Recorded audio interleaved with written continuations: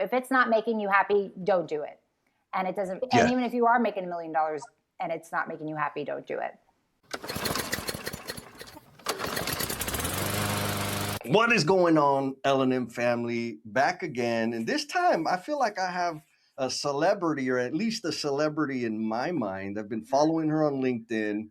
She is a thespian, a truth teller. And the words that I got to pull off of her profile was construction social media expert. But when you see her stuff, it's a whole lot more than just construction social media expert. She's got some serious game. She's helping construction companies out there market themselves, build their brand, and more importantly, make connection with other human beings. And that is no small feat. Her name is Liberty Kogan. We're about to get to know her, and I'm excited because this is the first conversation I've ever had with her. So I get to learn all kinds of stuff with you guys. And before that, this is your first time here, you are listening to the Learnings and Missteps podcast, where you get to see amazing make it happeners just like you that are sharing their gifts and talents to leave this world better than they found it. I am Jesse, your selfish servant, and we're about to get to know Miss Liberty. Miss Liberty, how are you? I'm great, Jesse. I'm so thrilled to be here. First of all, I can't believe this is the first time you and I have ever spoken face to face, because I feel like we have like 5 times. I agree. Totally. But I guess we've just been like chatting on LinkedIn for like 4 or 5 years or something at this point. So it feels like I already know you. I want to comment on that to help the L&M family out there kind of get some context. I know for me, I have this comfort level with you because of how much you've shared, like your vulnerability, the truth that you've shared about yourself, and not just like yourself, but like your business, the way you think about things, really made it easy for like, this person is like, I got to spend some more time with this human being, even though it was at first just on LinkedIn and then now here, and then who knows what's coming up in the future. But there's extreme value. I mean, maybe that's a data point in terms of how valuable it is to show up. I don't know if the word's authentic or whatever, but like to show up the way that you do. I'm just going to say that. What do you think? Well, first of all, thank you for saying that. That really means a lot. It feels good to know that the content that I put out there isn't just disappearing into the void. People are reading it. Hopefully it's helping people. And some people have shared, a woman a couple of weeks ago, or maybe it was last week, I can't remember. And I can't remember what my post was even about, but she shared this beautiful story in the comments about her sister who had passed away from cancer. And she shared about the beautiful moments that she got to spend with her. I remember, because I had talked about, I went to New York, I came back home, but I got to be close to my family, and a lot of positives came out of it. And she said she went through something similar. She moved away from home because she felt like she should, and she needed a change, and then realized that she was actually really lonely when she moved away. Ooh. And so when she moved back and got to spend time with her, I don't know if it was her nieces and nephews, but with her sister, and got that valuable time with her sister before she passed away, like the fact that people will even write that as a comment on one of my posts, I've already won. So experiences like that on LinkedIn really touch me very deeply. And it feels good to know that there are other people, like you said, that are experiencing similar things out there. And you never know until you put yourself out there and say it first. Yeah. So, well, and I'm going to go a little further, Liberty, because I don't think, I need you to see this in case you don't. Your vulnerability is giving other people permission to be vulnerable. right. And the fact that they're doing it on the internet I think signals something deeper, in that maybe they don't have the conditions in their life, like in their immediate circle, IRL circle, to be that vulnerable. Yeah. But because you are demonstrating that behavior, it is emboldening them to come at the same depth. Yeah. And that's like your fault and your gift, I think, even more appropriately. It's your gift to inspire that type of interaction. So you're amazing. Well, thank you. You're amazing. You're amazing. Oh, I have been following you for, like I said, it's got to be at least like 4 years now. And I have always been impressed by your ability to, first of all, constantly put yourself out there. I remember for a while on LinkedIn and probably like on Instagram and TikTok too, you would like go on like these morning walks. I'm not sure if yeah. you're still doing it, but you would just like film Oh, yeah. yourself just going on the walk, just like stream of consciousness, just whatever was going on in your mind. And I was like, I wish that I had the ability to put myself out there more like that Mm. and not care about what other people think and not care about judgment. But you, I'm sure you obviously helped me in that way, but you helped other people in putting yourself out there like that. And Wow. so, and what I'll say too about the aspect of being vulnerable and I guess talking about yourself on LinkedIn, which that's what we're doing. We're talking about ourselves. That's it. Yes, yes. In my personal life, I don't really get the opportunity to talk about my work and what I do. Hmm. My husband and I and my two kids, we live in Tuscaloosa, Alabama. I mean, it's on my LinkedIn profile. You can't miss Yeah. it. So if you're in Tuscaloosa, give me a shout. We moved here 2018. So we don't have a lot of like, we're from Atlanta originally. We don't have a lot of friends here. Like I have a couple mom Ah, friends here and there. My husband has a couple colleagues that he's kind of surface level friends with. And so when I meet like moms on the playground and stuff like that, they never really ask me, or if they might ask me about what I do. And if they do ask me about what I do, they're like, what the heck is she talking about? Like, all right, is that a real thing? Yeah. exactly. I'm like, honestly, I don't know. Like, it's a miracle anyone pays me, to be perfectly honest.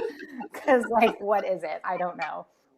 But I never get the chance to talk about my work and how much I love it and how important it is to me. And Yeah. so I think LinkedIn for me has become that place where I can do that because I'm talking Yes. amongst peers in my industry, but also in other industries too.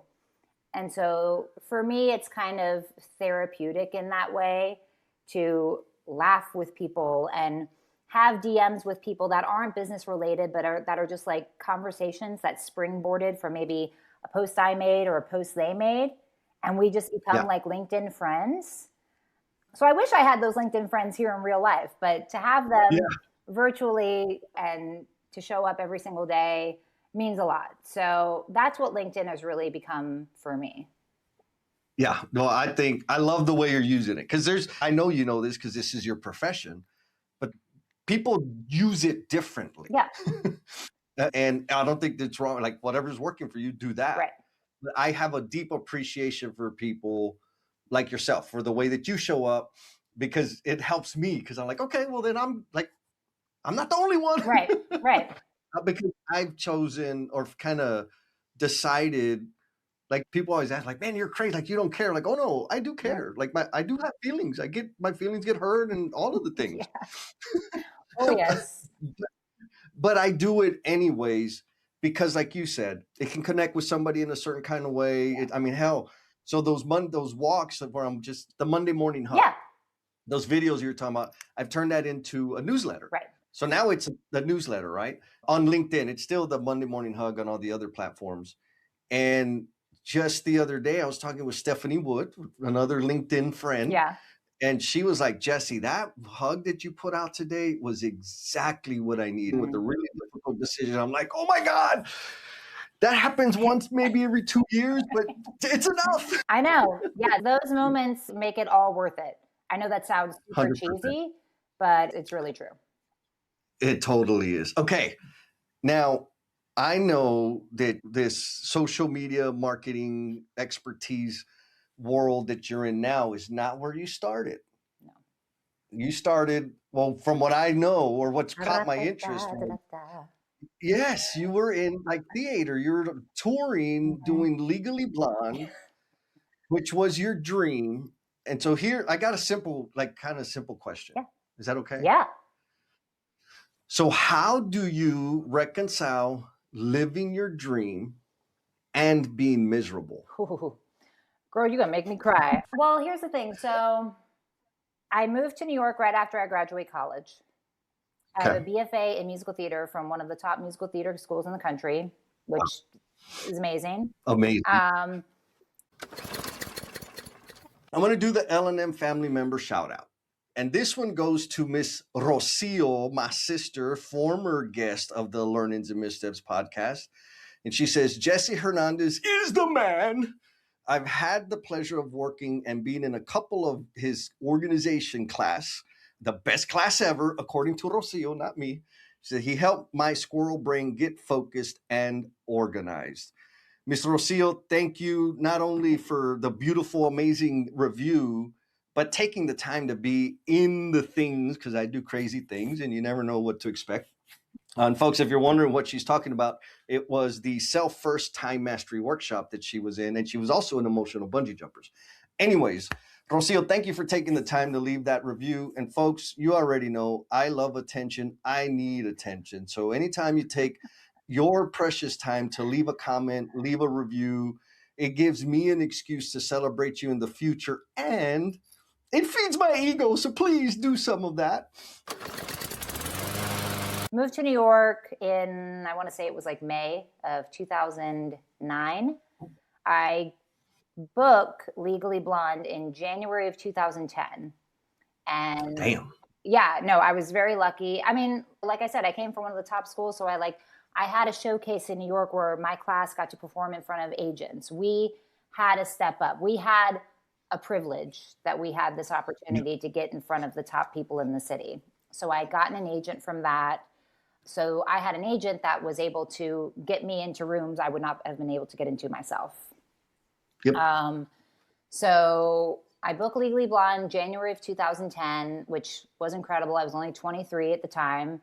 So I was like one of the youngest people in the cast. I thought I was the cat's meow. Okay, let's just say that. Of course. I thought I was Stab Doug. I love all my animal references. But so I literally less than a week after I booked the job, I'm on a plane to somewhere in Oklahoma. I can't remember. I'm on a plane to Oklahoma. And so right away I start learning the show. I want to say a couple weeks later, I had my debut in the show because I was replacing someone that was leaving. Did that for 7 months. Had the absolute time of my life. Was making a lot of money, way more money than a 23-year-old probably should be. And I was able to just keep it in my bank account because I really didn't have any expenses. I was subletting my apartment in New York, so I wasn't paying rent there. So it was great. It was amazing. And I remember the day that I got back to New York after the tour ended, because our last city was DC. So we had played DC, then we just took a bus up to New York because it was very close. And I remember just having my bags and walking back into my apartment and be like, okay, that was fun. What's next? Because I was terrified of never booking a job again. I just had it in the back of my mind that something like that was never going to happen again.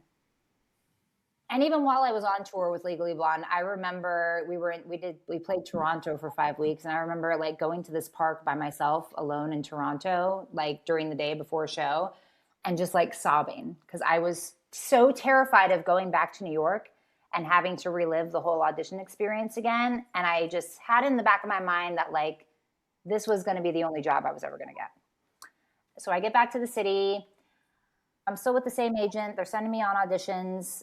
Nothing is clicking. I change agencies thinking, okay, well, maybe someone else will, I don't know, change my trajectory. Got really close to booking Sister Act on Broadway. I had 11 callbacks or something crazy like that. Didn't get it, was totally devastated. That one I don't think I'll ever get over.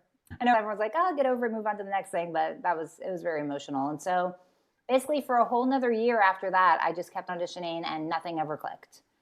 And so probably every day that year, I would just call my dad sobbing on the phone, being like, I can't do this anymore. I'm so unhappy. I felt untalented. I felt unworthy. It just felt terrible. I was extremely depressed. Looking back now, I didn't know I was depressed at the time because I was so young. Right. Looking back now, I'm like, oh no, you were definitely depressed. That is depressive behavior. So eventually in March of 2012, my agent at the time calls me and he was like, oh, by the way, we're dropping you. And I was like, oh, geez. Another nail in, yeah. But you know what my first thought was when he said that? Okay, I can Thank goodness. leave now. I mean, Ah. I was So, no, go ahead, go ahead. okay. And man, if I go too far, just tell me back off. Just I have a No, habit of dig in.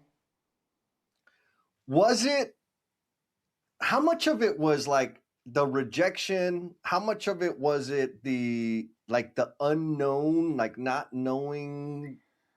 I guess because I had such a big job so early on and so Yeah. fast. And that it's not that I expected that to happen again, but I just had in the back of my mind, and I probably defeated myself at the end of the day. I'm sure Okay. that I went into every audition just thinking like you'll never get that again. Like that was a once in a Um, lifetime. um, That was just pure luck. well, where did that idea come from, though? Was it just you just decided that, or? I don't know. Because right before I booked Legally Blonde, when I went home for Christmas in like Mhm. December 2009, like the day before I got back on a plane to go back to New York, I remember saying to my parents, like, I don't want to go back. I don't think I Ah, can do this. But they were like, Liberty, you just got there. yeah. Give it some more time. Like this is what you've wanted your whole life. And that's true. From Mhm. age 3, I was like, girl, I'm gonna be on Broadway. That that that That's was the awesome. only life goal that I had. And that's what I knew I was gonna do. Mhm, mhm. So I was like, okay, so then a week later I booked Legally Blonde after I said that to my parents. Go Okay. and do the show for 7 months. And then yeah, I don't know. I don't know what changed in me. And also when you go to a school like that, like the school that I went to, and you see your classmates succeeding at a very Mm, high level consistently, yeah. you can't not compare yourself to that, right? You're like, Yes. Yes. why are they getting all this stuff and I'm sitting like a bump on a log? It Yep. makes you feel very less than and very untalented. Yes. And that's why that industry, any performing industry, is so tough. I mean, when they say you got to have a thick skin, that's baseline. You need to have skin and nerves of steel. Yeah. And I guess I just didn't have that. And I just remember thinking while I was there and while I was so depressed, I was like, I'm just like not happy. I'm just going to like live in not being happy for the next 10 years Yep. and still be going to open calls when I'm 33 years old with 23-year-olds that are going to be shooting me out of the water. Because I Yeah. would see older women at these auditions that I went to, and I was like, I don't want that to be me. Not because I Mm. didn't respect them, but I just knew that's not what I wanted for my life. Sure. Yeah, absolutely. So yeah, so my agent dropped me.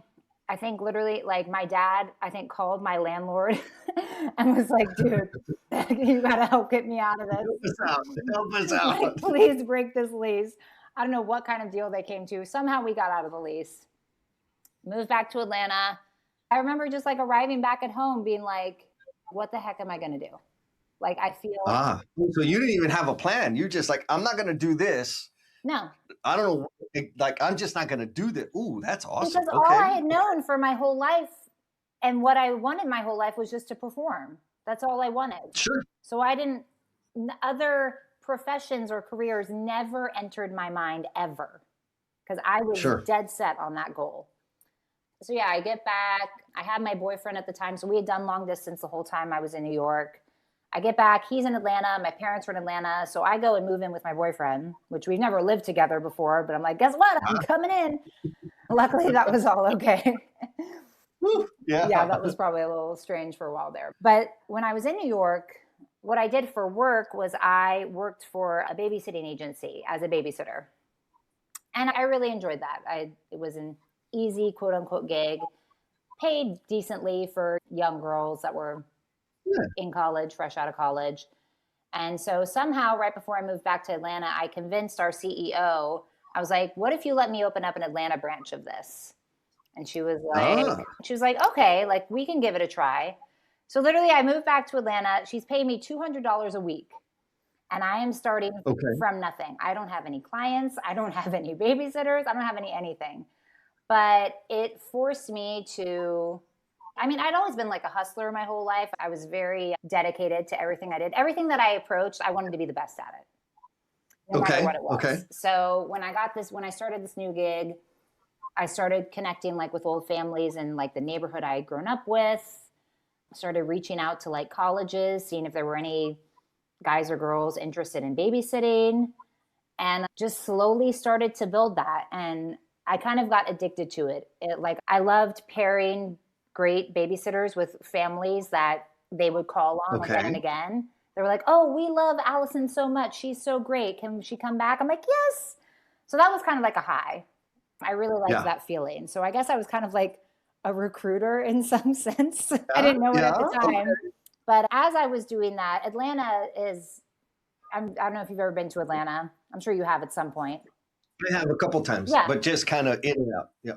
Atlanta has a huge art scene in Mm. every facet, whether it's theater, opera, dance. So I found theater opportunities for myself there. I started working in some regional theaters there. I Okay. was a member of Actors Equity, the Actors Union, so I had kind of a leg up there. So during the day, I was babysitting matchmaker extraordinaire, and then at night, I went to go rehearse. I would get cast in shows. I would go and rehearse, perform the shows, and it felt so good to do it because I wanted to do it and to be there with people that wanted to do it. Like these were people that were Ah, working 9 to 5s. Drive. right. When you live in Atlanta, all you do is drive. You live in your car. So these people are like getting up at the crack of dawn and then they go to rehearsal at 11 p.m.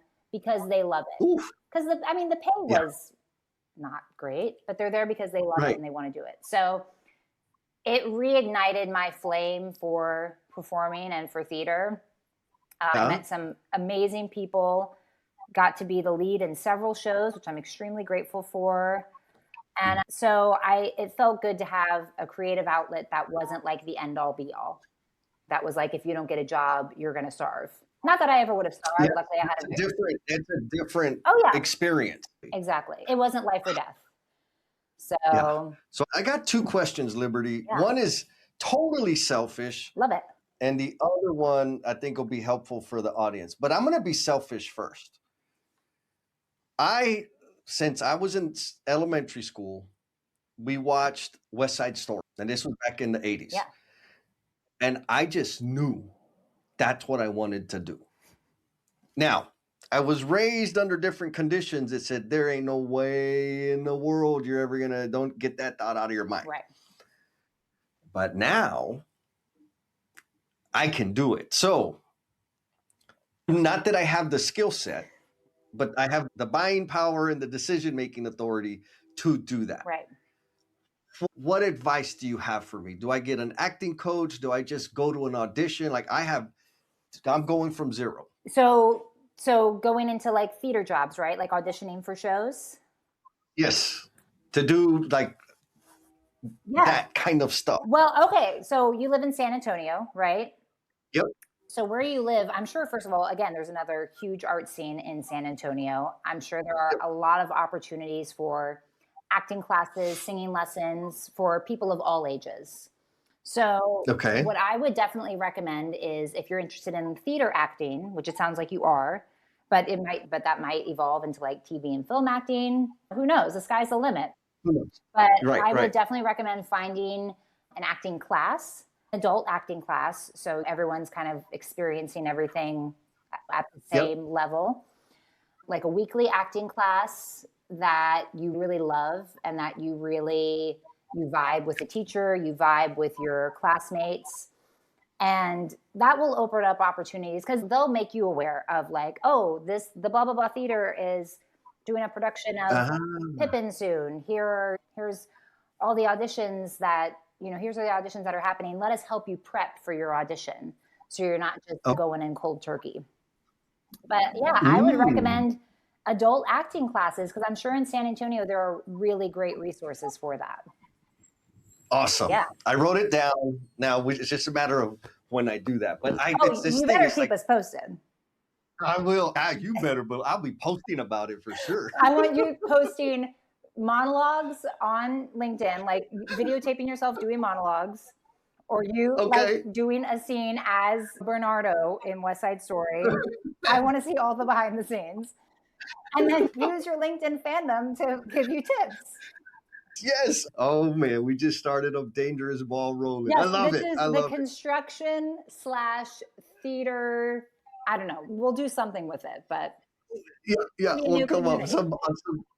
Yes, a new community. Yes, I love it. Thank you for you're that. welcome. Now, the other valuable question for the audience is: you started a business. Yeah, You didn't have any experience on around, I'm assuming, on how to start a business. You just said, I'm going to start one. yeah. And then, so there's two buckets. I want to pick that apart because I think there's a lot of value there for people. Doing something you had no experience or training or certification for, and you did it. The other bucket, and we'll come back to that here in a bit, is doing the thing you love under different conditions and what that felt like. Yeah. So we'll come back to that one. Okay. But first, in terms of like starting this business, where did you get the courage or the momentum, the drive to, because there's a ton of shit you got to learn. Oh, yes. Yeah. So what was the support system? Where did the drive come from? How did you overcome I don't really know what I'm doing, but I'm going to do it anyways? Yeah. Yeah.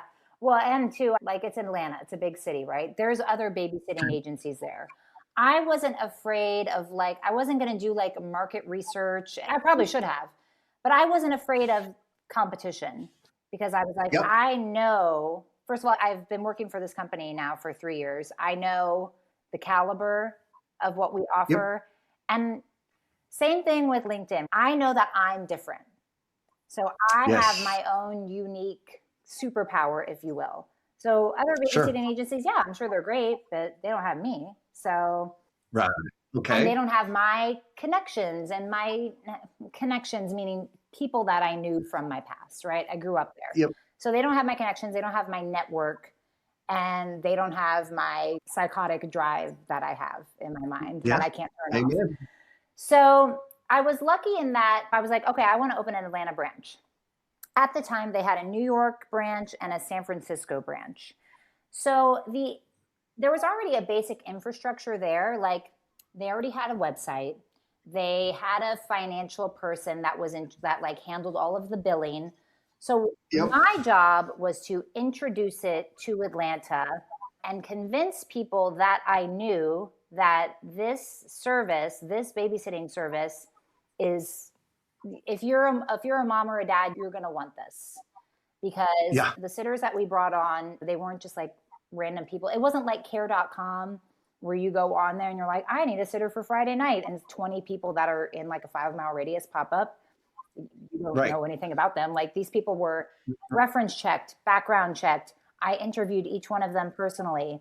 So I knew that they were a very good caliber, and they did it because they really enjoyed working with kids.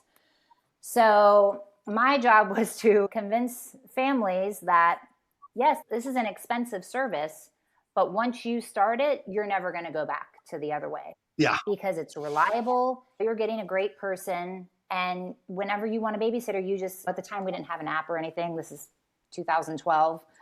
You just log into your account on the website, type in a date and time. You'll see who's available of sitters that I have vetted personally. They're CPR certified. It's top-notch people. And you'll be able to book sitters that way. And then if there's a specific person that you want, you can email me, oh, hey, Liberty, we're going out Friday night. Is blah, blah, blah available? Let me check and see. If they're not, here are some other wonderful people that are available. So I just went to, like I said, people that I grew up with, moms that I knew. Yep. I wasn't a mom at the time. Moms that I knew, and just kind of, I don't know, just slowly worked my way up. And it just became like a word of mouth thing, right? Oh, call Liberty. Yeah. Don't call the name of the company at the time. They don't exist anymore. It's called Sensible Sitters. It wasn't called Sensible Sitters. It was called Liberty. So, and that's what I wanted. Slowly over time, I was bringing in more families. I was slowly bringing in sitters and again, Atlanta has a ton, and around Atlanta, there's tons of colleges. There's a huge resource of people, of great babysitters that you can get to. So I just found creative ways to slowly build it. And then by the time I left in October 2015, I was at the point where I had like 20 babysitters working a day, like going out a day. And it felt great. Unfortunately, the Yeah. CEO and I kind of had a little bit of a falling out, and that's why I eventually had to It leave. happens. It Yeah. happens. And then I got to another point of, okay, what am I going to do now? Yeah. I'm like, Well, okay, next so there's, one. yeah. And I think that's kind of been my life likewise. I mean, I've stayed in the construction space the whole time, but Right. it's like, okay, I did that. Now what? Yeah. But I want to like summarize a couple of points for the L&M family out there. Like one, and these two, the first two are true for everybody. Mhm. You have a special, like you are unique. You have you, Right. and you embraced that. Number two, you started with your network. Right.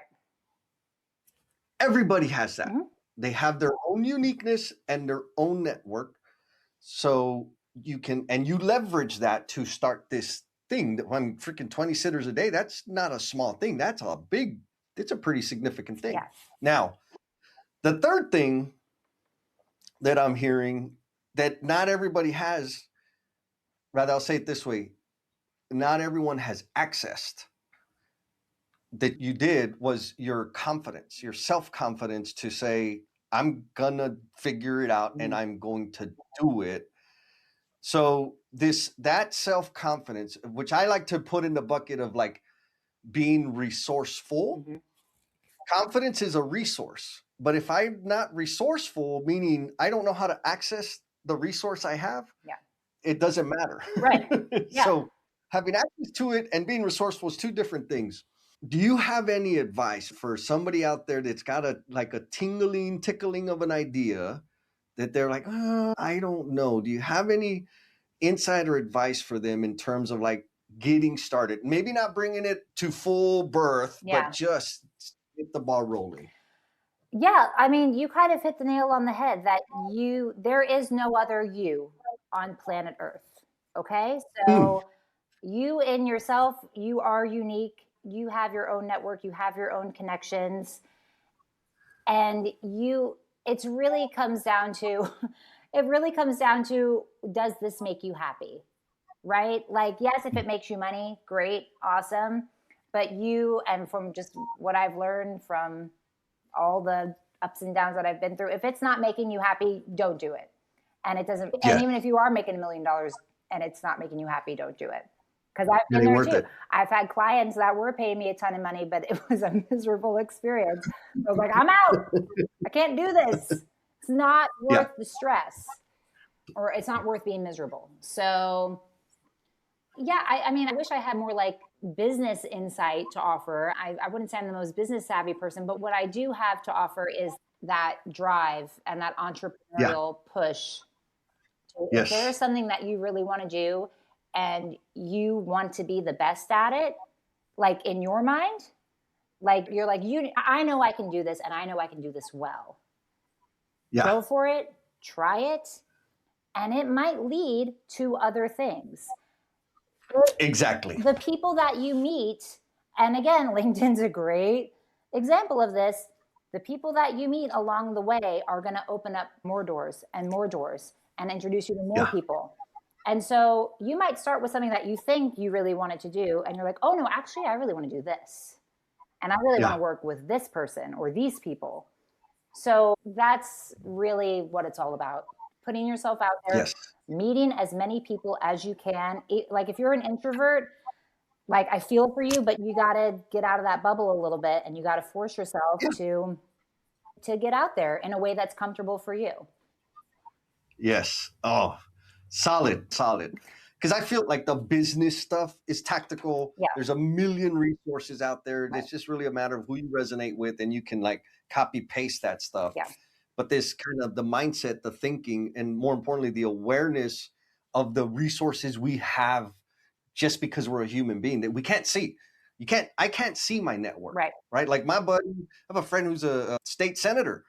He's still the goofball that always wanted to play basketball who's shorter than me, right? Like I don't think of him as the state senator. I think of him the guy that liked to DJ and wanted to be a professional basketball player. Right. Like that was crazy. Right.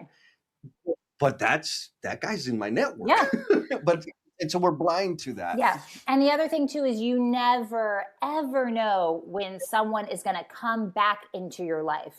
in a Yes. different role, in something that will introduce you to someone that you're going to work for, or that you will work for, that you will work with. So, I mean, Yes. this sounds pretty basic, but like, don't burn your bridges, and just keep in Yep. touch with people. Keep tabs on people that you grew up with that you haven't Yeah. seen in 20 years. There is a good chance they will come back into your life in some capacity and open up a door that you never even thought existed. Because I've had 100%. it happen several times. So yeah. Yeah. Love it. Love it. There you go, folks. Write those Oh, and down. I have one more. I have one more. And so I'm like more of like the creative entrepreneur hustler type person. I'm not very Uh-huh. good at, I don't have the business savvy. I don't have like the technical stuff. There's a lot of skills that I don't have. So if you know your weaknesses and you know the skills that you don't have, find someone that is really good at that stuff, that either wants to be on the train with you, or that is willing to just like do kind of like mentoring session with you. Lean on people that have other skill sets than you, and you do what Yeah. you're really good at, but then trust them to do what they're really good at. And Yeah. forces combined, you're unstoppable. Oh my God. Yeah. And you don't have to do it all alone. So No, yes, no. amen.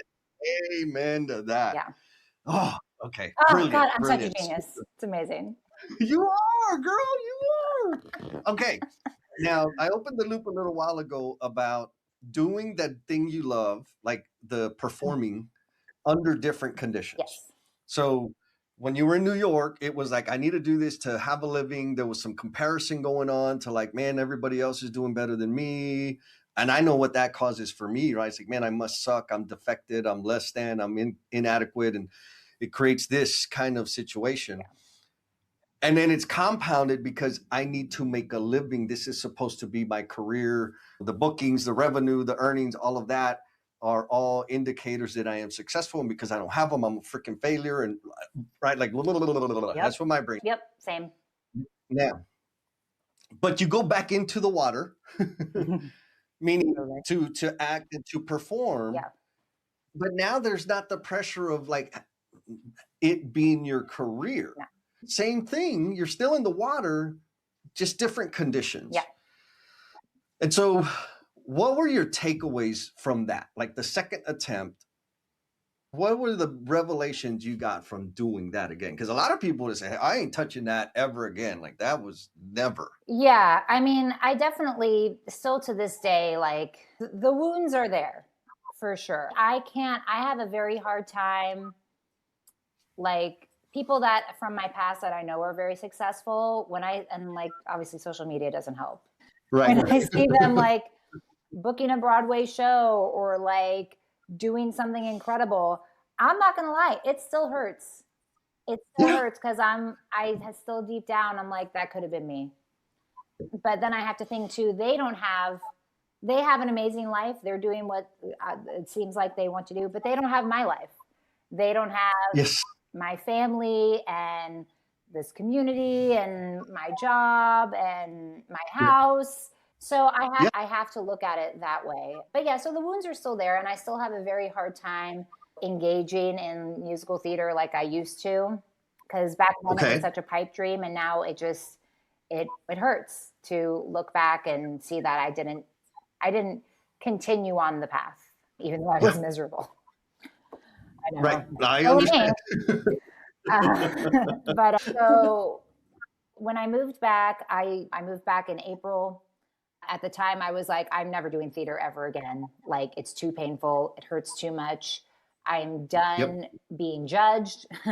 I'm done auditioning. Like, I'm not doing that anymore. I've been doing that literally my whole life. So I went the whole summer, and then a theater that I had gone to several times growing up, a local theater in Atlanta, was doing a production of Kiss of the Spider Woman, which the movie just came out with J-Lo. I haven't seen it. I want to see it. That wound I can take because I did the show. And I was the Spider Woman, so. Oh, of course. You got to see, check the competition. I do. Me and J-Lo, I mean, we're basically the same, so. Yep. I'll see how she does. I guess she's okay. No, if I look at that good at her age, girl, I'm winning. But so I auditioned. I was like, okay, I'll audition for Kiss of the Spider Woman. I was nervous about it because I was afraid of feeling all those same feelings again. But I went into the audition. I auditioned for the role of the Spider Woman, got the role, Nice. and then had just like met the loveliest people that again are doing 9 to 5s during the day and then show up at 7 p.m. after driving all day and working all day and being with their kids and just show up and we just get to have fun and we just get Yeah. to be creative and be like musical theater nerds. Yeah. So Yeah. doing it in that setting, because with Legally Blonde, I really only had like one good friend on that show in that cast. Ah, I didn't really jive with a lot of my cast. So it wasn't, while it was a great experience performing, the outside of the performing part, like we went all over the country. There were so many things that I wanted to do. Like I want to go see this, I want to go see that, but I didn't want to do it by myself. So I just didn't do it. So I have regrets there. ah, But because I wasn't close with anyone. And so doing shows with people that get to be normal humans during the day and have perspective and are doing this for yeah. maybe like $200 a week, it's going to be a Right. totally different experience. They don't think they're all that and a bag of chips. They're there because they love it. Yeah. So it just made it different. It made it very authentic and genuine. I got to do Yeah. several more shows, luckily as the lead role, which was awesome. But yeah, it was just an overall totally different experience. Hard to describe, but very different from what I experienced in New York with people that are extremely narcissistic, and which kind of in that industry you kind of have to be. If you don't think you're great, Yeah. Guilty and proud. yeah, Yes. if you don't think you're great and you're going to book it, you're probably not going to book it. So Yes. yeah, so just being with different types of people, it just made it different. I love it. So here's what I'm picking up is the big difference, or one of the big differences was the level of human connection. Mm-hmm. Touring with Legally Blonde, there was one person that was a friend. Mhm. You didn't jive with the rest of the people, so there was no connection No. to share the experience with. No, exactly. And now you've got folks that you can connect with, and it totally transforms the experience. Sure, I mean, different scale, different scope, whatever, Yeah. but the experience is more meaningful, which I think ties back to what you said earlier. It's like if you're doing something that's making you miserable, like you don't have to do it. And we're both playing the construction industry now. I think the substance abuse, the mental health crisis that we're in Mhm. is due to a lack of connection. Yeah. Oh, absolutely. And like find the people, right? Find your people. Like you don't have to change. Right. Just find your people so that you can be connected with them. And I think that's true for any industry. Yeah. And it sounds like it transformed the experience for you to continue doing what you love, but now you're experiencing connection. And so it's a positive experience. Oh, yeah. No, all of Yeah. that. And yeah, I mean, because when I moved back to Atlanta and I had no job lined up, no shows lined up, no dance classes lined up, I mean, I had an existential crisis. I was like, what am I? I've done this my whole life since I was 3 years old. I've gone to dance classes. I've gone to singing lessons. I've prepped for this audition. That was all I did. I went to a performing arts high school where we would rehearse every day after school and then Saturdays from 8 a.m. to 8 p.m. That was all I knew. So if I'm not doing that, what am I? Who am I? I had no idea. And it took time to find that. So yeah. Oh my God. I love it. And thank you. I really appreciate like the depth of vulnerability that you're sharing, because this is heavy stuff. I feel like it's an awesome and gift. it's important because I've talked to a lot of groups, like even here at University of Alabama, I've done master classes with their theater kids there, which they probably don't love because all I do is talk about how terrible it is. I'm like, don't do it. It's the reality. Save yourself. They're like, wow, Liberty, this is not helpful at all. Thank you for destroying our program and preventing future students from applying. So I'm like, just get out.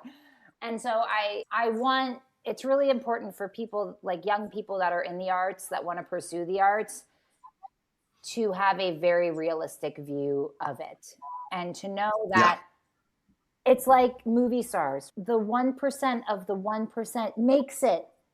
And it's the same way with theater. Like, okay, you want to be on Broadway, great. But those are very few jobs and very few people. And so to try to show them that you need to find other things in your life that make you just as happy. I know you can't see it now because you're only 18 Right. and you are blinded by the New York City skyline. I get it. That was me. I was like, I'm going to make it. Don't need a backup plan. What are you talking about? 2026 is right around the corner, and I want to help you make this year the year you finally put yourself first. How? With the Self First Framework. There's a full half-day webinar that's going to give you the tools and the tactics to plan effectively, to finally make room for yourself in your schedule, and to execute daily so that you can dominate the day. I know 4 hours is a big commitment, so maybe you want a little more intel before you like go all in. And that's perfect because I got a sweet little webinar that you're invited to. There's a link down there in the show notes. Pick the date that works best for you. Sign up for the webinar and let's do the damn thing. And I'm not saying you have to have a backup plan. I'm saying if you want to do it, go for it. But you have to realize that there are other things in your life that are going to fulfill you and make you just as happy. You just can't see them yet. Yes. And it's well said. Yeah. So it's really important for me to get that message out to young people that want to be in the arts, and even to my own kids. I mean, my kids are still young. Yeah. They're 7 and 4. But like nice. My 7-year-old, she loves to sing and dance. She was just in a local production of Annie here. She had the time of her life. But I don't want her to go into theater because I know the heartbreak that's there. Right. And it's really hard. So if you want to do it as a hobby, and if it makes you happy and you make great friends doing it, absolutely do it.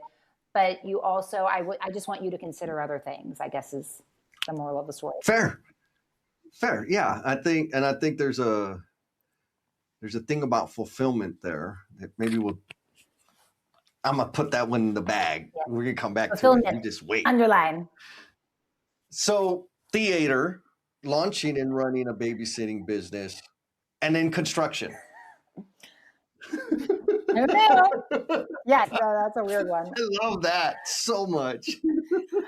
Yeah, let's see. Okay, so in 2015, my husband, who at the time was working for a big country band, very well-known country band. I won't name drop on here, but he was working as a recording engineer for them in Atlanta. They closed their Atlanta studio, and they're like, oh, we actually want you to come work at our Nashville studio. So we talked about it, and we were like, it's a new experience. I can still run my Atlanta babysitting agency from there. It's not a long drive. We didn't have kids at the time, so it's like, do whatever. So we moved up to Nashville, and then for a few months, Sensible Sitters is working, and then it's just not due to, again, stuff that happened with my CEO that I just won't go into. But right. So I quit that job, and then I'm back. I feel like I'm back at square one again, and I love it. This is 2015, so I'm almost 30 years old, and I'm like, okay, what am I gonna do now? Don't know. And in Nashville, I don't have the network. I don't have. I mean, number one, I don't have my family, but I don't know anyone here. Right. Ooh. Yeah. So somehow I get connected to someone through my Atlanta network that is working at this brand new company there, that their goal was to be like the Netflix for dance. They wanted to be a streaming service of all dance programming, which actually I think is a great idea. So dance movies like Step Up and So You Think You Can Dance, all that kind of stuff. Very niche, but also very broad audiences as well. So I somehow finagled my way in there. I don't know how. I just knew some guy that actually got fired like the day after I started. Sorry about that. I didn't take his job. We didn't do the same thing. But I was like, thanks for the job. Bye. I didn't really know him that well, but I appreciate his help. Started there as just like an assistant to the CEO. A few weeks later, the CEO and a bunch of the upper management, they all get fired actually. Oh, geez. Yeah. The whole thing was just... That's awesome. This is so awesome. Yes. It was red flags from day one, but I didn't have anything else to fall back on. So I was like, sure, I'll stay. You guys are going to pay me a little bit of money? Sure. Because of all of that turnover, I became their social media person there. Ah, They had a big agency that they were paying a ton of money to do their social media, and it just wasn't going anywhere. I was like, well, I have danced my whole life. I think I know a little bit about this industry. And so I just kind of fell into that social media role there. Now, it's not like what I do now. Like LinkedIn wasn't, right, I mean, it's dance. LinkedIn's not exactly like the place right, for right. like dancers and dance lovers to hang out. So it was like Instagram, Facebook, and actually we started a podcast there that I volunteered to be the host of. It was called The Bartender, but it's bar, spelled Barre, tender.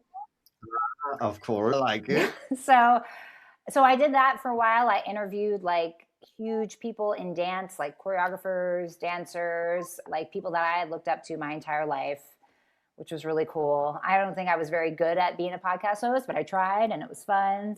Sure. And then so how it got into construction is my parents at the time, who were still back in Atlanta, they were working for a concrete company in Atlanta. So my dad was the head of estimating, and my mom was like the admin person for their residential department. So I knew, and my dad had been there since 2003 or four. He'd been there a long time at this point. Okay. So I Yeah. knew the president, I knew the vice president, just from interactions and social gatherings and stuff like that. And so I was like, well, I'm doing social media now. I was like, maybe I can meet with their president and like convince him to let me take over their social pages. So we met in Nashville for coffee one day, and because they had pages, but no one was running them. No one was posting on Right. them. LinkedIn, again, Right. it's not what it is now back in Right. 2017. Yeah, it was different then. Yeah. But I was like, let me just take over. You guys can just like pay me a little bit of money. And so they said yes. So I started doing that in addition to my Dance Network job, probably way more than my Dance Network job, secretly, but Yeah. not so secretly. And once I started marketing myself as that on LinkedIn, like that I do social media for concrete companies, it was an immediate differentiator. People are like, oh, I didn't know they had Oh. social media people for concrete companies. I was like, well, they don't really, but here I am. Yeah. I'm doing it now. So it just, the power of LinkedIn, it just snowballed Yeah. from there, where random people would reach out to me and be like, oh, we have these pages. Can you run them? Sure. Why not? And it just became a word of mouth thing, a LinkedIn thing. And so I just kind of ran with it. And I ended up quitting Dance Network. After I had my first daughter, I quit Dance Network because I didn't have, first of all, the means to have full-time childcare, and I didn't want to put her in a daycare. Again, didn't have the means to do it anyway. So I quit that, and I'm just living off of my concrete social media money, which is not very much. But simultaneously, my husband gets a job at University of Alabama here in Tuscaloosa. So we leave Nashville, we move to Tuscaloosa. I'm just being stay-at-home mom and doing a little bit of social media here and there. And the snowball just took off. And I just decided to dig in and say, okay, this is, I guess, what I'm going to do. I get to be creative. I get to be my own boss.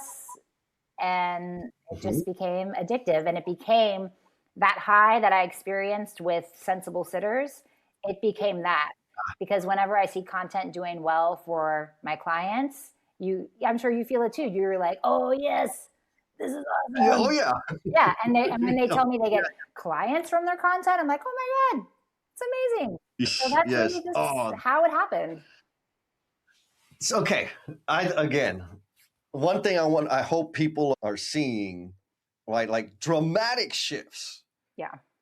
Very. Theater, babysitting, podcast hosting, construction, dramatic shifts. Yeah. And I believe that's possible for everybody. Yeah. And now I'm not advocating for everybody to quit their career and go do, because it's not easy, right? Like that's not, a lot of people like, man, it's like, you got to understand, I have no people, plants, or pets to distract me. Right. So that means that's why, like, I spend a lot of time, how much time it takes doing the things that I do. And so I'm not advocating necessarily for you to quit your job yet. Right. But that thing that you're thinking about, you can bring it to life. Yeah. Without any certifications, training, or whatever, right? I mean, you've done it multiple times. I've done it multiple times. It is possible. And I think I'll just leave it there for family, the L&M family out there, like it is possible. You just got to start working on it. Yeah. Now, you got into social media for concrete companies, very specific. Yeah. The market responded. Mm-hmm. I'm sure they started saying, "Hey, can you help us? Can you help us?" Yeah. And from what I see, it's expanded beyond Mm-hmm. concrete companies, right? More and more. And so, how much has the market informed your services versus saying, "I'm going to deliver these services and let me tell the market about it"? Yeah. Is it one or the other? Is it kind of a mix? I guess kind of a mix. I mean, I've tried my hand at doing other things for clients that maybe like weren't 100% of my wheelhouse that I could do, but that I maybe necessarily wasn't great at, that there are other people much better suited for those things. Okay. But what I tell clients when I speak to them, like if we have just like they're like, oh, I just learn more about what you do, and we'll have like a Zoom call. I tell them that everything that I do for every client is very tailor made. There's no Okay. one size fits all because every company is different and their goals are different and their platforms are different. So my job is and what I bring to the table is my creative background, my, Okay. music that I know and pop culture references that I know, and just wanting to be creative and have a creative outlet and being able to write, which I've always enjoyed writing. Okay. Just I guess never found a place to do it until LinkedIn came along. Yeah. Yeah. That's really what they see in me and what they come to me for, and what I kind of like market myself as, just from what you see on my LinkedIn. Right. So what I tell people now, and yeah, it's evolved over the years because platforms change and I find what I'm really good at, what I'm not so good at. And so what I tell people now is like, I'm going to turn your LinkedIn or whatever social media platform it is, but for construction, it's primarily LinkedIn just because it's where a lot of those people Right. live. I'm going to bring your company to life there. It's going to be kind of like a living, breathing website where people can interact with you, with the decision makers in real time. There's not all this red tape to go through anymore where it's like, Right. can you get me the phone number or the email address of the president? It's like, no, dude, just connect with them on LinkedIn. Yeah, duh. But a lot of people are very fearful to that, which I was the same way. I tried to do it forever, and now I'm just like, no, screw it. But it's going to be very bespoke. It's going to be creative, but it's going to be in your voice. I have monthly meetings with my clients to learn about not only the projects that they're working on, but their history, the people that work there, their culture. All of that is that's their superpower. That's what makes them different. There's a million concrete contractors out there, but there's none of them that are just like you. So I want to bring those special things to life. And that's really what I sell, I guess you could say. Oh, well, I have a question, and it's kind of going to be weird because this kind of takes us back to the comparison theme that you brought up earlier. Yeah. And so one crazy lesson I learned, I came up as a plumbing apprentice, journeyman plumber. Then I went to work for the big, gigantic general contractor. And then I went to work for another national brand. And in my brain, I expected when I went to the first leap, like there was just going to be the titans of industry, right? That they talk super fast and they're super witty, like on A Few Good Men. Yeah. And then when I got there, I'm like, oh, they're like me. Like there's some of them are as dumb as I am. Like, okay. And I say, right, like, oh, everybody has insecurities, everybody has strengths, everybody has fears, and it doesn't matter what their socioeconomic background is, it doesn't matter what their education is or what their backlog is, hundreds of millions or billions, they still have insecurities, fears, and strengths. Yep. And so I think it's easy to think, well, these business owners, right? And I'm sure they're probably running several $1 million of annual revenue, maybe hundreds of $1 million of your clients that you're working with.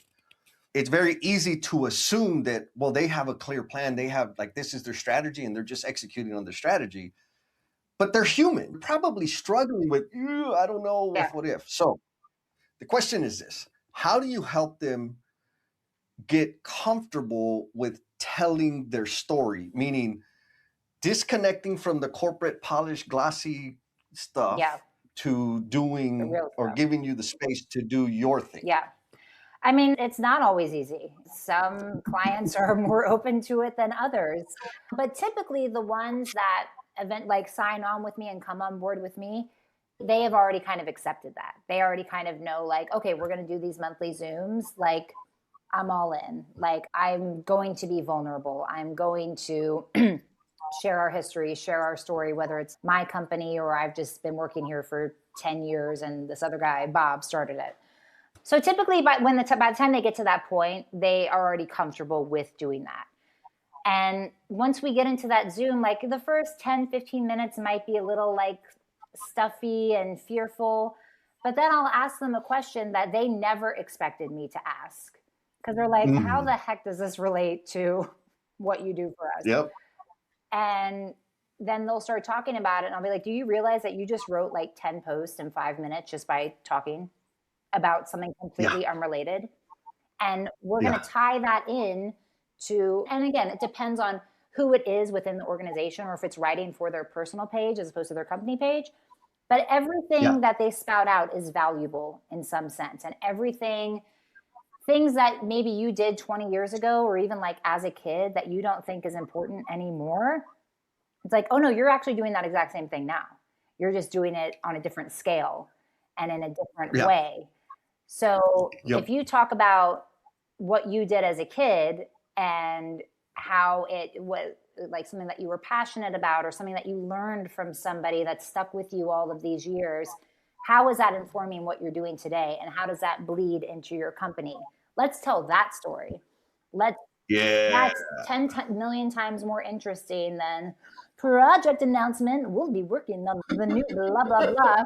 Which again, like we can interject those here and there. I'm not against that. We have to show that we're making some money, right? But also framing it in the sense that like you have to think about social media, the content that you put out on social media, you have to think of it in a very, I'm sure, what's the right way to say this? Think of it as, first of all, you're propping up your clients and your team. You're not propping up yourself. You are not the greatest. They're the greatest. So tell us why they're the greatest. And think of it as in a very selfish way. It's like, if you make this post and you tag your client or your GC or whoever it is, first of all, they're going to feel so good. They're going to feel famous. And they're going to be like, oh, we love blah, blah, blah concrete. They promote us on their social media. They're getting more eyeballs because of a post that you made. And so if you can think of it, if you can reshape the way that you think about the way that you put content out there, you're going to have way more success if you think about it in like, they want you to tag them. They want you to talk about them because it makes them look good. But you were the ones that helped them reach that goal. You were the guide in their story. They're the hero, but you're the guide. And that very much comes from, I don't know if you've ever read the book Story Brand. Oh, yeah. Right there. I mean, I read that book and it totally reshaped the way that I think about content. So let them be the hero of the story. Yes. I'm the guy. Right. So think of it in that way. It's like, if you tag them, they're going to freaking love it. Because it gets them more business, it gets them more eyeballs, and it shows how great they were. So, and I was talking to a prospective client at the time, but now a current client, and it was so interesting. He was talking to me, asking me about what I do and how I work. And he was like, so right now, the way we do our social media is the social media person or team will come to me and be like, okay, tell me every single thing about this job that you did. Who do I need to tag? How many square feet was it? What were the vendors that you used? And he's like, it's just so much work for me. He's like, I don't have the time to go through every single job. He's like, it's more work for me to have a social media person because they come to me with all the questions. So when I told him that every single post doesn't have to be a job update or a project announcement or a project completion, it blew his mind. He was like, really? Yeah. I was like, yeah. I was like, just talk about, I don't know, the funny thing that happened at lunch today. Or like how you found this guy that started out as an intern and is now one of the top people at your company. I was like, and we'll cover that in that 1 hour Zoom. I'll take it from there. If you can give me 1 hour a month. That's it. Because my job is to make your life easier, not to make it harder. Yes. Yes. So, Wow. so when clients realize that not every single post has to be like down to a science, they're like, oh, wow, that's so much easier. I'm like, yes, exactly. Yeah. That was, Oh my so God. that was very eye opening for me that I'm like, okay, there are people out there that think that every single post Yep. has to be like that. And it has to be perfectly crafted and strategized beyond a shot. Like, I'm like, girl, you can Yep. strategize all day long, every day until you're blue in the face. The post that you're going to make day of that you thought of 5 minutes before is going to be 10 Yep. times better than something that you scheduled a month ago. Like, I do very little content scheduling. I mean, I like to make my life harder. I would much rather write something spontaneous based on either something that they just told me or something else that I saw on LinkedIn.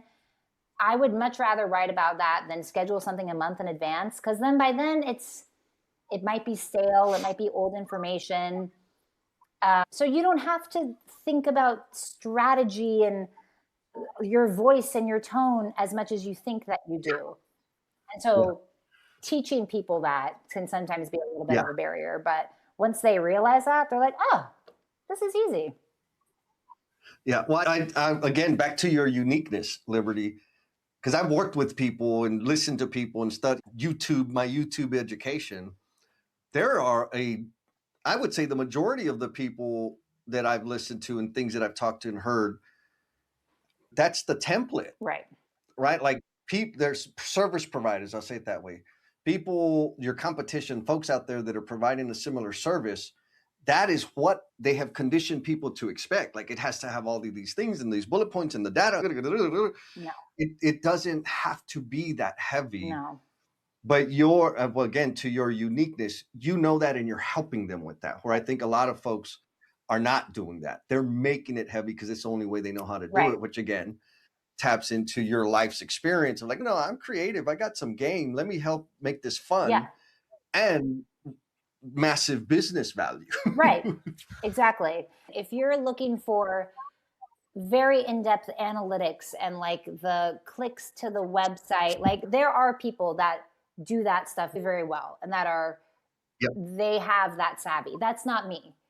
So if you're looking for something like that, I might not be the right person for you, and that's fine.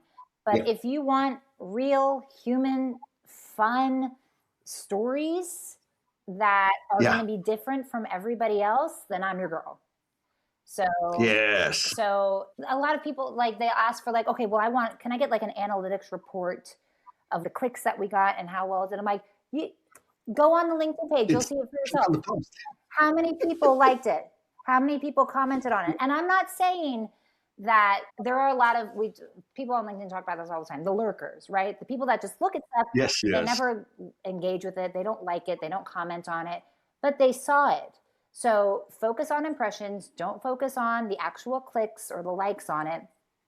Focus on the impressions, but the posts right there, they'll inform you everything that you need to know. This post is great Yep. because it was this hilarious thing that happened or this guy that we hired. You don't need to dig into the in-depth analytics of Right. whatever it is that you have in your head. If you want that, go find that elsewhere.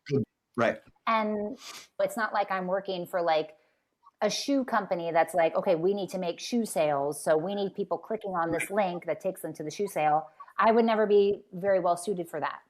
But if you just want to build your brand and you want to give people a real picture of who you are, then call me. Yeah, yeah. And I think construction companies, like that's the game because there's not like direct conversion. Like you said, if you're selling a widget, you track the clicks and you can track the conversion rate, you can track all of those things. But construction projects don't function that way. No. You don't want to convert 50% of the people that that click on your content. Right. Because you don't have the workforce right, exactly. to do all of that. Exactly. Yeah, like if you're going to ask me for the ROI, I'm like, I don't know. I know what I see on my end and I know what's performing well. And the best ROI for me is when you tell me, like I shared this testimonial a few months ago, my concrete client that walked into one of their meetings with a huge GC and they're like, oh man, who's running your social media? It's so good. That's the ROI, not the number. Yes, they already know before they walk in the room. Yep.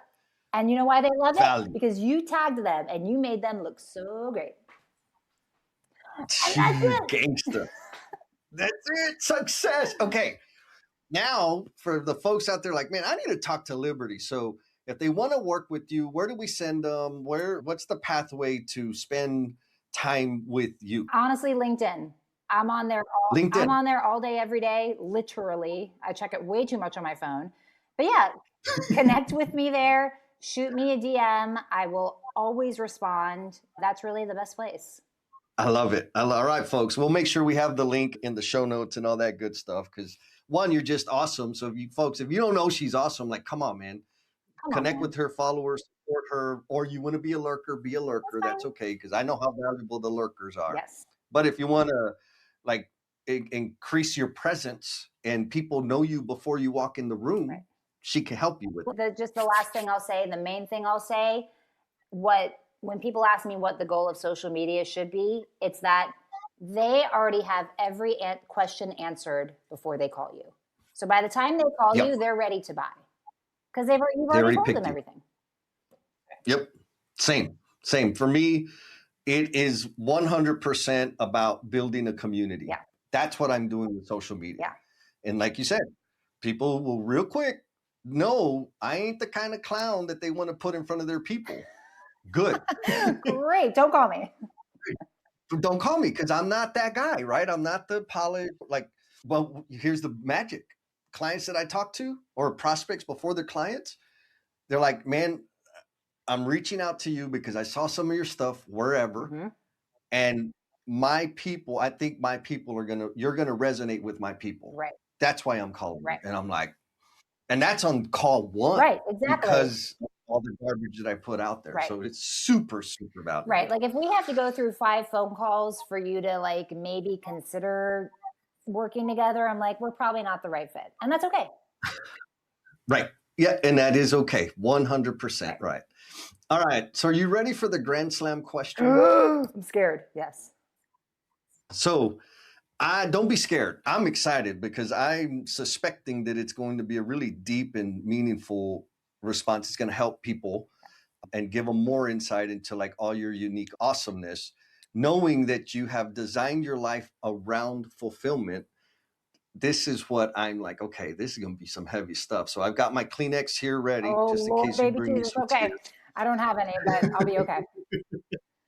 All right. So here it is. What is the promise you are intended to be? What do you mean when you say promise? Elaborate a little bit. I'll give you an example. Yes, please. Yeah. So I was in rehab. This is almost 10 years now. And because I've wrestled with addiction the majority of my life. I've been sober 9.5 years. Woo! Thank you. And I had one of my counselors was calling me on my stuff. And he's like, Jesse, you don't have a problem admitting that you're an addict, alcoholic, etc. He says, you have a problem accepting. And I said, what games are you playing here? And he said, no, you haven't accepted that if you continue to live life the way you're living it, you will never become the promise you are intended to be. And in that moment, it transformed me because I felt it. Like all of the aspirations that I had in my head, the hopes, the potential, all of the things that I told myself, chill out. You're not that special. It's not that big a deal. Be more practical. All of the disappointment that I caused because of living a very selfish life of consumption, being a black hole of need. It's like, that's getting in the way of me doing these things. That is the promise that I just got to change the way I live so that I can achieve and become that. Does that help? Yeah. Oh man. Well, as a mom of 2 daughters, I mean, I guess for me, and it's really just to be an amazing role model for them. Yeah. Career-wise, health-wise, life-wise, being a good person. I'm not a religious person. What's most important to me is just being a good person. So, and just trying to instill that in them and showing them that I have had a lot of ups and downs in my life. Have I ever lived on the street and been homeless? No, I'm lucky enough that something like that has not happened to me. But I have had many points in my life where I felt, you're gonna make me cry, very lost, very conflicted, very confused, and that like I didn't know what I was supposed to do or what it was supposed to be. Because when you have this thing that your whole life that you're like, okay, that's what I'm gonna be, and then you stop doing that, you're like, I feel completely lost. So showing them that it's okay to, you're going to do a lot of different things in your life. I don't like the question, like, what do you want to be when you grow up? Because Yeah. you're going to be like 20 different things at 20 Yeah. different points. And so showing them that it's okay to have questions and to do a bunch of different things, to really just do what makes you happy. And especially, again, for young women, that, you know, mental health and ideas that we have about our bodies in our heads, and like that you need to be thin or you need to be this or you need to be that. I have to teach myself constantly, like, I'm never going to say in front of my daughters that I don't like the way I look or I feel fat or I feel ugly, because they're going to copy that exact same behavior. And so Yep. teaching them that have dessert, be creative, be unique, wear the weird stuff. Don't worry about what all your friends are doing. And I believe me, I know as a young person that's hard, because all you want to do is fit Yes. in, right? You want to be one of the cool kids, one of the cool girls. So teaching them to be unique and individual and have their own personality and to not be afraid of that. I guess that's the promise. Just That's, being that yeah. for them. Well, from my perspective, Liberty, you are doing that magnificently. Oh, thank you, Jesse. Thank you so much. It's clear. Like, just keep doing it. Did you have fun? Let me think about that. Yes, had the best time ever. I don't want it to end. I know. I know. Let's just talk all day. Let's make it a really long podcast. Like 8 Yeah, hours yeah. long. Oh man, but it's me. It's gotta have to be like a series, like a Netflix series. Yeah. Or we'll just live stream ourselves all day long and see if anyone watches it. Oh, I like live streaming. I've never done it. It's I'm too scared. oh, I know. it's just like this, except live and other people asking questions. That and would, I interacting. mean, Like, no, I would love the question aspect of it. That would be cool. Well, if you Yeah, ever want to yeah, do yeah, one, no, let me know. we need to get it on the board. Let's just say Okay, that. let's do it. Let's do it. Done. Thank you for sticking it out all the way to the end. I know you got a whole lot of stuff going on. And in appreciation for the gift of time that you have given this episode, I want to offer you a free PDF of my book, Becoming the Promise You're Intended to Be. The link for that bad boy is down in the show notes. Hit it. You don't even have to give me your email address. There's a link in there. You just click that button and you can download the PDF. And if you share it with somebody that you know who might feel stuck or be caught up in self-destructive behaviors, that would be the ultimate. You sharing that increases the likelihood that it's going to help one more person. And if it does help one more person, then you're contributing to me becoming the promise I am intended to be. Be kind to yourself, be cool, and we'll talk at you next time.